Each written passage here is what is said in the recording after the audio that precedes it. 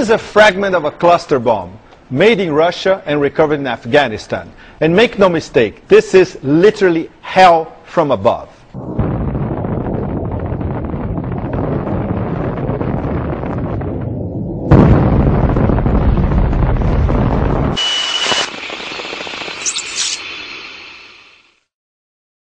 Anyone who has seen the effects of cluster carpet bombing on innocent civilians in Afghanistan, Iraq, Lebanon, and in the 60s and 70s in Laos, Cambodia, and Vietnam cannot help to be horrified.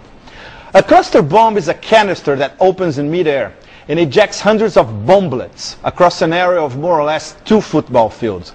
These bomblets, they are little metal balls, as powerful as a hand grenade. When these bomblets explode, there's a rain of jagged shrapnel everywhere. And when they explode on the ground with a time delay, they kill or maim anyone on a radius of 10 to 15 meters. But as many as 1 in 4 of these bomblets, they never explode. The place where they fall becomes a minefield. And the victims afterwards, stepping over them, are in most cases children. Diplomats from 111 nations meeting in Dublin in Ireland have just agreed on a landmark treaty banning cluster bombs. Ban Ki-moon, the UN Secretary General, he urged everyone to sign the treaty. I quote, without delay. The treaty goes into effect by mid-2009. There's a problem. Some did not agree, and China, India, Pakistan, and the #1 producer and user, the United States. The US did not even attend the meeting in Dublin.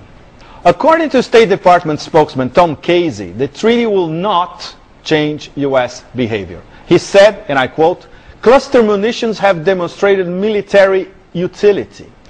The State Department also argues that no cluster bombs in a war field put the lives of US soldiers at risk. But what about lives of innocent civilians?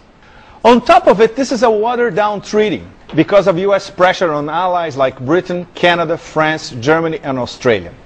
Some US allies at NATO, but not all of them, will sign the treaty. Countries that sign are allowed to keep cooperating on a military level with countries that don't. And this is also because of US and NATO pressure. The US cluster-bombed villages and cities in Afghanistan and Iraq. Israel cluster-bombed southern Lebanon in 2006. The text of this new treaty was built on the lessons from the 1997 treaty to ban landmines. When landmines and anti-personnel mines were banned, the so-called, I quote, rules of engagement in a war, they had to be revised. That's what will happen regarding the cluster bombs as well, as much as the Pentagon may be against it.